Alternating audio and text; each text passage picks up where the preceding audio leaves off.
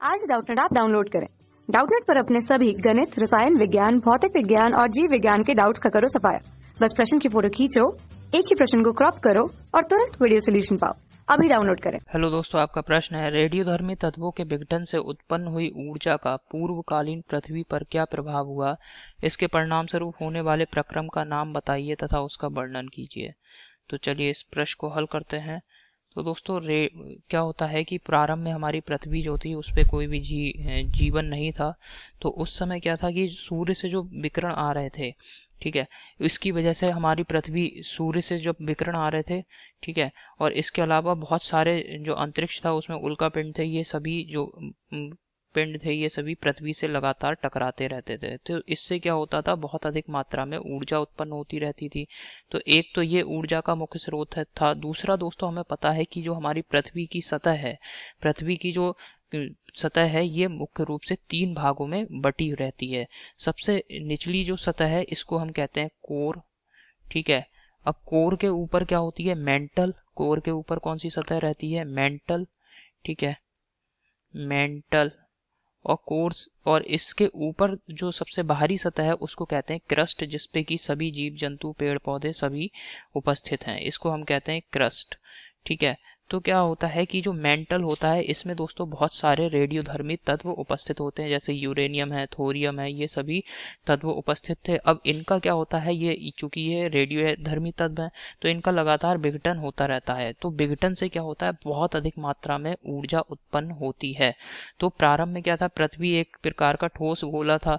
तो इसमें क्या हुआ, बहुत जब रेडियोधर्मी क्षय हुआ, मेंटल जो परत है पृथ्वी की, इसमें इससे ऊर्जा उत्पन्न हुई। अब जब ऊर्जा उत्पन्न होगी तो बहुत अधिक मात्रा में क्या होगा, गैसें भी उत्पन्न होंगी।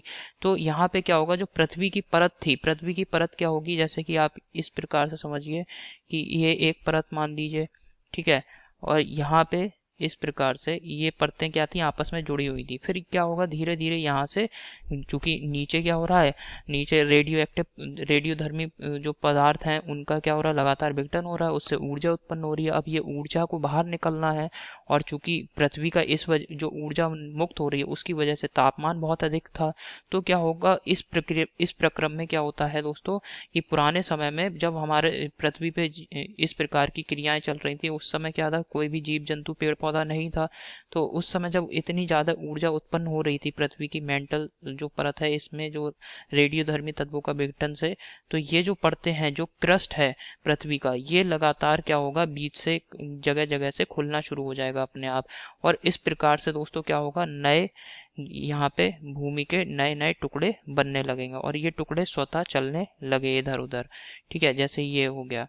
अब यहाँ पे क्या होगा, ये टुकड़े अलग अलग हो गए, ये टुकड़े धीरे धीरे खिसकने लगे, ठीक है, और ये खिसकने लगे। बीच में जो यहाँ पे गहरी खाई वगैरह हो गई, यहाँ पर क्या होता है, धीरे धीरे यहाँ पे पानी उत्पन्न होने लगा। यहाँ से जब गैसें जो थी, जो रेडियो एक्टिव विघटन से जो भी ऊर्जा मुक्त हो रही है ये लगातार मुक्त होगी, और मुक्त होने के बाद ये जो विकिरण है, विकिरण के रूप में ये क्या होगा, बाहर निकल जाएगी, अंतरिक्ष में चली जाएगी। जिससे क्या हो रहा था, धीरे धीरे हमारी जो पृथ्वी की जो परत है, मेंटल है, कोर है, ये धीरे धीरे क्या हो रही है, ठंडी होती ही गई। और फिर एक यहाँ पे धीरे धीरे दोस्तों इतना ठंडा तापमान हो गया कि यहाँ पे जो क्रस्ट है उस पे धीरे धीरे बर्फ जमने लग गई।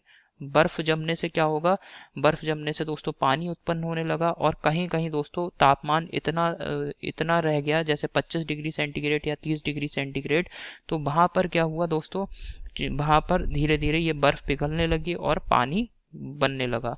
तो जहाँ पे ज्यादा जो अर्थ क्रस्ट है इनके बीच में ज्यादा गैप आ गया था, वहां पर क्या होगा, धीरे धीरे ये समुद्र बनने लग गया, ठीक है। तो इस प्रकार से ये सदियों तक ये प्रक्रम चलता रहा धीरे धीरे। और ये जो परतें अलग हुई इन्हें कहते हैं हम टेक्टोनिक प्लेट। क्या कहते हैं, tectonic plate, tectonic tectonic plates कहते हैं। ये दोस्तों प्लेटें आज भी खिसक रही हैं, पृथ्वी की जो अर्थ क्रस्ट है ये धीरे धीरे आज भी खिसकती रहती है, टेक्टोनिक प्लेट्स, ठीक है।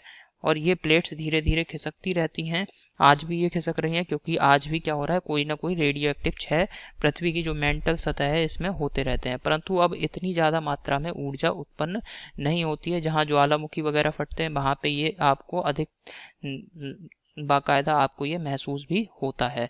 तो ये प्रक्रम लगातार होता रहा, जिससे क्या हुआ, पृथ्वी की सतह पर जीवन की उत्पत्ति हुई और पेड़ पौधे यहाँ पे उत्पन्न हो पाए। ठीक है, तो यहाँ पे इस सबको मैं यहाँ लिख दे रहा हूँ। तो पृथ्वी की मेंटल सतह में उपस्थित जो रेडियोधर्मी पदार्थ हैं, जैसे कि यूरेनियम है, थोरियम है, और इनके बहुत सारे आइसोटोप्स होते हैं।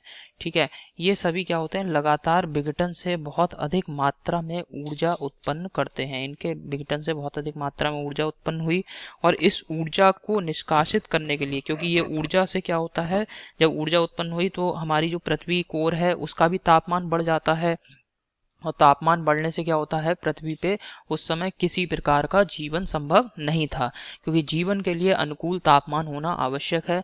ठीक है, तो इस वजह से क्या था कि जब यहाँ पे लगातार विघटन हो रहा था, ये जो रेडियो एक्टिव पदार्थ हैं इनका, इससे ऊर्जा निष्कासित हो रही थी, ऊर्जा लगातार निकल रही थी। अब क्या होगा, अचानक से जैसे ज्वालामुखी फटते हैं, तो ये भी क्या है, रेडियो एक्टिव पदार्थों की वजह से ही, रेडियो एक्टिव पदार्थ जो होते हैं उनका लगातार क्षय होता रहता है, जिससे ऊर्जा उत्पन्न होती है, और अंततः ये ऊर्जा दोस्तों, जब हमारा ज्वालामुखी फटता है तो गैसों के साथ और गर्म लावा के साथ ये ऊर्जा बाहर आती है। ठीक है, तो यही प्रक्रम पुराने समय में, जिस समय पृथ्वी पे जीवन नहीं था, यही प्रक्रम चल रहा था।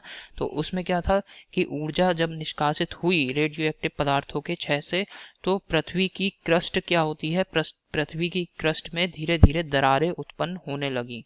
ठीक है, दरारें उत्पन्न होने लगी, जैसा कि यहाँ मैंने चित्र में भी आपको समझाया है। और जैसे जैसे दरारें उत्पन्न होने लगी, फिर ये जो क्रस्ट था पृथ्वी का, ये अलग अलग भिन्न भिन्न परतों में बट गया, और इसकी वजह से क्या होता है, ये जो परतें होती हैं ये कहलाती हैं टेक्टोनिक प्लेट्स। इनको क्या कहते हैं, टेक्टोनिक प्लेट्स कहते हैं। इनमें ये बट जाती है पृथ्वी की ऊपरी क्रस्ट, और इस प्रकार दोस्तों जो उत्पन्न हुई ऊर्जा है, ये विकिरण के रूप में हमारे जो विकिरण के रूप में क्या होता है, अंतरिक्ष में वापस चली जाती है।